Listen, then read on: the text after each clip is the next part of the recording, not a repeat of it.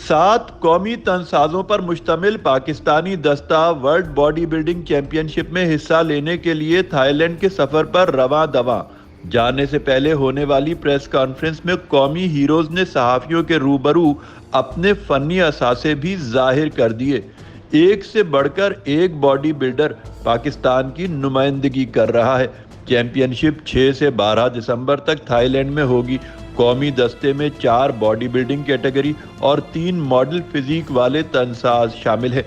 قومی ٹیم میں Asian champion Shahzad Qureshi, محمد راحیل، فرحان بشیر، اعجاز احمد، بلال احمد، عثمان قادر اور ذوالقرنین عظیم شامل ہیں۔